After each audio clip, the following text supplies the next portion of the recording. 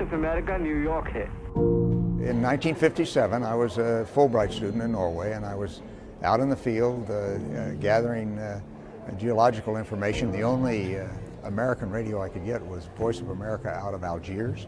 And it was during one of the Willis Conover broadcasts, Jazz from A to Z, that they interrupted and announced that the then Soviet Union had launched the first artificial satellite of the Earth, which was Sputnik 1.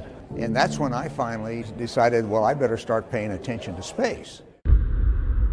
We choose to go to the moon in this decade and do the other things, not because they are easy, but because they are hard. When President Kennedy made the announcement we were planning to go to the moon and get there before the end of the decade, I really couldn't believe it. I said, no, he's just saying this thing to give us confidence, but I don't think that's possible. No nation which expects to be the leader of other nations can expect to stay behind in this race for space. Exceptionalism in space, being number one, being a leader, anything less than that is unacceptable to the people of this nation. It is a very dramatic expression of what can happen if you assemble the right people, the right skills that work together as a team with the right leadership, what miracles can happen. It was a wonderful example of organization within a large government agency. We invested a good bit of time, effort, and human endeavors to gain that leadership with the Apollo program. This is the Voice of America's Apollo 11 News Center.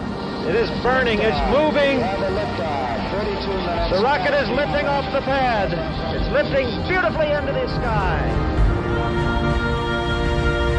The next critical point in the lunar landing flight comes in about 2 hours from now. Tranquility Base here. The Eagle has landed.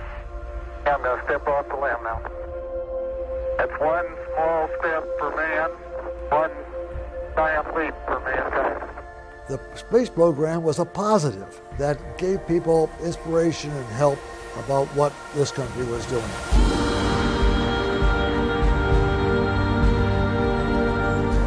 Houston, we've had a problem. Apollo 13 was what a prepared team can do. The team that was trained to handle emergencies like that and like many other things did their job with great credit. I was the flight director for Apollo 17 when Gene Cernan and Jack Schmitt lifted off. We read a message up from the president that basically stated this may be the last time in this century. This was a very bittersweet time for us because we were surrendering our drive as a nation to be explorers. Leaving the planet Earth and going forward into the universe. I think no more significant contribution has Apollo made to history. We'll go back to the moon.